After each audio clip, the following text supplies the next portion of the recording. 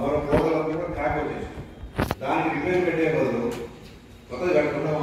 ఇంకా దాని ఇంకోటి ఏమంటే దీంట్లో వాట మనకు ఆ మధ్యలో మన టోటల్ డిస్ప్లే చేయాలి. ఇలా ఫౌండేషన్ నుంచి ఇంతకు ముందు పెట్టినా కూడా అంటే ఎక్కువ సమయం కాలే.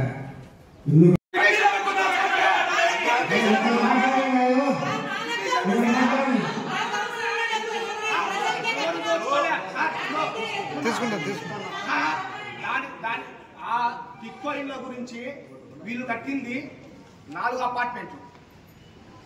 అపార్ట్మెంట్లు మాత్రమే. అంతా 300 ఇండ్లే కట్టింది. 4000 ఇండ్లు కట్టాల్సిన క్రమంలో 300 ఇండ్లు కట్టి నిలబెట్టేసినారు.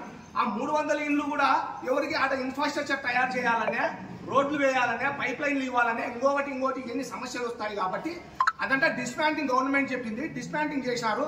దాన్ని ఫ్లాట్లుగా విభజించి ఇక్కడ ఉండే ప్రొద్దుటూరు నియోజకవర్గంలో ఎవరైతే ఉన్నారో వాళ్ళకు తక్కువ రేటుకు డిప్పు సిస్టంలో ఇచ్చింది. ఎక్కడ దీంట్లో అవినీతి కానీ ఇంకోటి ఎక్కడ జరగలే. డిప్పు సిస్టంలో ఇచ్చింది. ఇదంతా మున్సిపల్ కౌన్సిల్ ఒక ఎమ్మెల్యేనో ఒక చైర్మన్ చేసింది కాదు. గవర్నమెంట్